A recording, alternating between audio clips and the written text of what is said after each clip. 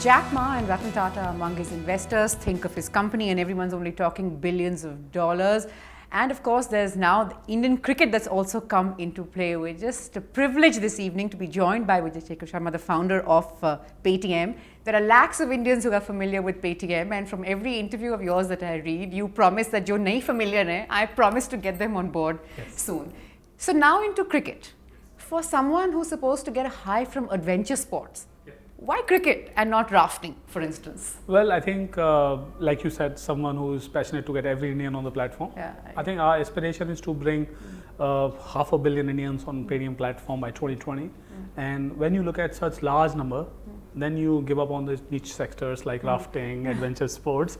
You look at mainstream. And I think this country's mainstream sports is cricket. And I personally admire sportsmen. I personally admire athletes. And I can say that that is how our brand emphasizes our team spirit, perseverance, persistence, and passion. So I think these things work for the sports. So lucky to have Indian cricket on our side. Right, all those who didn't know Paytm just are now not going to miss it on the jerseys for sure now. Now tell me one thing, you said at one point that you dreamt of being a Sabir Bhatia. Now if you were to meet Sabir Bhatia today, I mean, what do you think you would say to him? I think I remember this is in early college days. I'm talking about, I was lucky to have internet access in 1994 and built a company in 96, 97, sold it in 98, 99. And those days, there was one Indian who built it, and there was Sabir Bhatia. Surprise, surprise, surprise, Sabir Bhatia wrote me an email. Oh, wonderful. I for see. Help. I see. Oh, Jesus. And I took time to reply it, considering that it was it was happening to me. I see. Okay. And the best part was that he still uses Hotmail email address. Oh, wonderful. I would imagine for him it would be difficult to let go of. You know, your story is really incredible. You finished school when you were 13, you were in college when you were 15. How do you believe those years, and coming from small town India and then moving to Delhi, how do you believe those years shaped you into what you are today? The best part about coming from small town, I come from Aligarh, and my background is not from any kind of family where there was business. Business used to be treated as black sheep in the family. I mean, I was not part of what my family traditionally does, education and doctors and so on. So I think what I learned in those days was that how strong fundamental values will take you longer journey. Longevity of your existence, the history books are written for those who play long. So I learned to play long, I learned to have patience, a lot of it. And I'd say that even if ideas can create, I think values are the one who protect. So I learned that. You know, this is all very heartwarming stuff. Also, when you say that when you got a job, you know, eventually you just wanted a job, 10,000 rupees what you had to earn, you had to send some money home, you'd committed that your mother would get some money. When you finally got your first salary, you got her a couple of saris, you bought a TV for the house. So there are all those young Indians who are watching who can identify with this and who want to perhaps script the next Vijay Shekhar story.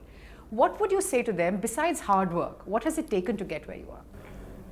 I think as soon as I start remembering, I get numb in my mind. And I think, I've been lucky, I'd say that. I believe that there is larger cause and larger God upstairs who's deciding what we are supposed to do. I find myself incredibly lucky, I'd say that.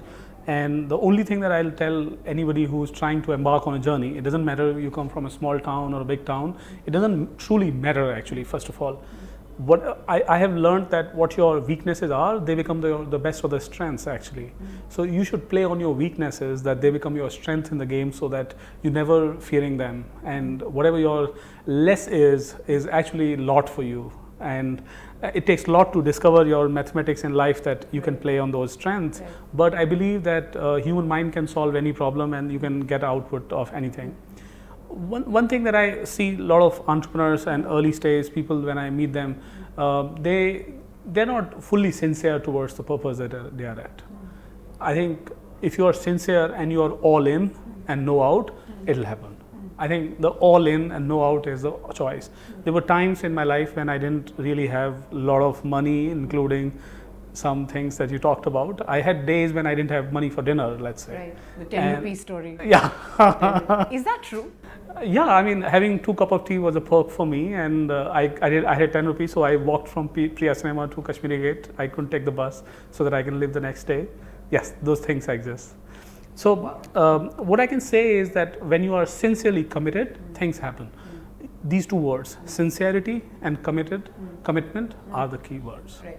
When you talk about a weakness, would it be fair to say that when you moved to Delhi, the sort of not comfortable with the English language would be considered a weakness? Because sitting opposite you, one would never sort of figure that at all.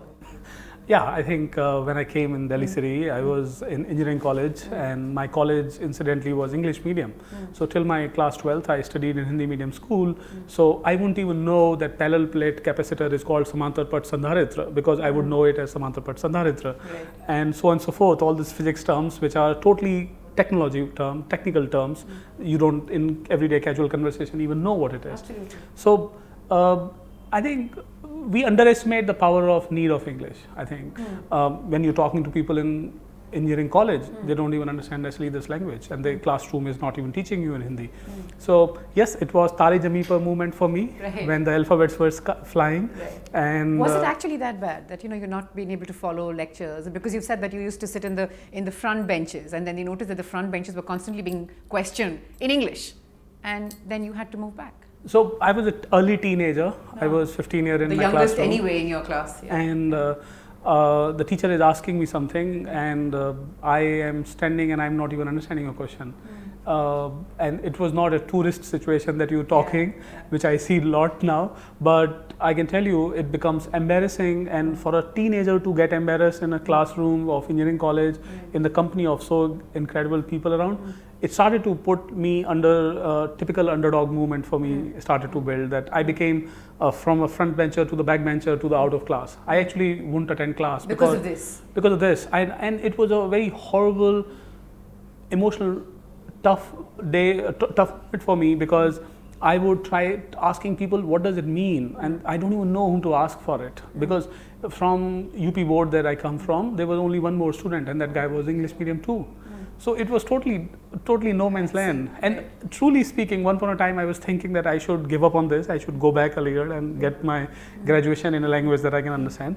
But I think, again, I had a single mission that there is no way out. This is the Right. only one way. Right. We move east. We move east. Right. Yeah.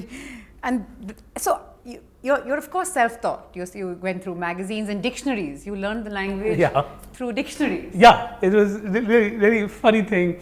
So when I go to people, meet people from a similar background, I would ask them, how would you learn English? How did you learn English? And they said that first enhance your vocabulary. I said, how do I enhance vocabulary? Should I start reading dictionary? Is that the vocabulary? Then they said, no, start reading newspaper and see the words that are coming in newspaper. So I would have a notepad which will note the words that are coming in newspaper, and then I'll try reading them in the dictionary. Next day I'll try making sense of what was talked, and the words would repeat. And then it went to another level. Actually. Wow. And there's of course another very nice story, and when you picked up these magazines, and when you sort of, besides Fortune 500, when you sort of also figured Silicon Valley, and you wanted to take the GMAT or TOEFL or whatever else, the exam to go there, your peers were doing it, your colleagues were doing it, and you couldn't do it, and you thought to yourself, one day I'm going to hire these people who've come back. I mean, how much of this is now urban legend around the man called Vijay Shekhar Sharma, and how much of it is actually them? Yeah, I definitely wanted to be one of them, and I said one day I'll at least be able to bring them on my team and I'll work together. So I think I'm lucky, and I'm fortunate that today some of those institutes have incredible amount of people who join us from there. I just want to briefly go back to our conversation around English. Now, the IITs are going through a phase where there are many students coming from small town India now who are saying things like this has become an elite institution. The fact that we are coming to the IITs and we are not familiar with the English language is against us.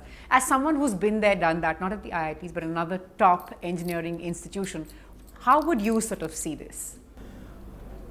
I'm totally surprised when I see people today who are from McKinsey and who are from Accenture, and I'm or from international places they're working, and I'm interviewing them, and they tell me their stories, that how they went to IIT and they learnt the gap of English versus Hindi or English versus their native language.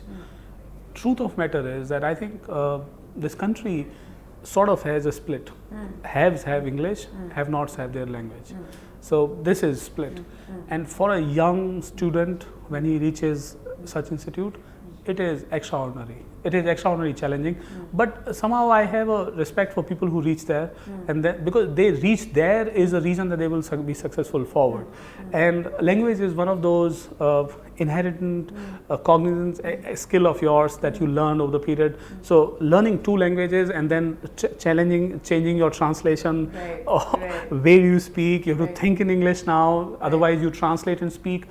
I mean, I'd say that I have a lot of respect for people, and I'm so proud to say a lot of people at my place, I hear their stories. They might not know this happened to me. I immediately on the spot hire them. Oh, really? I just say that you come from that, you cross that, I hats off to you. Right. So I think the truth is that IITs are for haves versus have-nots. I see. Well, given a chance, would you say that Indian schools, as far as possible, should make sort of learning English at some level mandatory, that you should have a basic knowledge, that when people like yourself are coming out early on, they have at least a basic equipped knowledge to go on, and then they can build on that. They're not having to sort of start from scratch and move to the back benches. Now, or is that even possible? So what I learned is that we become inferior when we do not know English. Well, when you travel the world, then you know that Chinese don't even speak English. World has to understand their language. Right. Japanese don't even want to translate in English. World has to learn their language. German, French, they don't even like English. You have to learn their language. The point is that I think our understanding of English is an asset, and we become a lot more global citizen. There is no doubt about it. There is a value to that. But at the same point in time, we shouldn't demean our languages. Sure. I think there should be sense of pride that we are Hindi, we are Tamilian, we are Indian, and we use our language. I don't think there is much or less that you can do. It's a choice that we want to be known for our language versus we are ready to accept the world's language. Right. But you know, your English to say have conversations about investment with say like a Jack Ma, what would have been your common language if it weren't English? So I believe that English is that world language, and I think that people who need to grow after a certain point need English as a language. There is no doubt about it. I think English is necessity, so to say now. Right.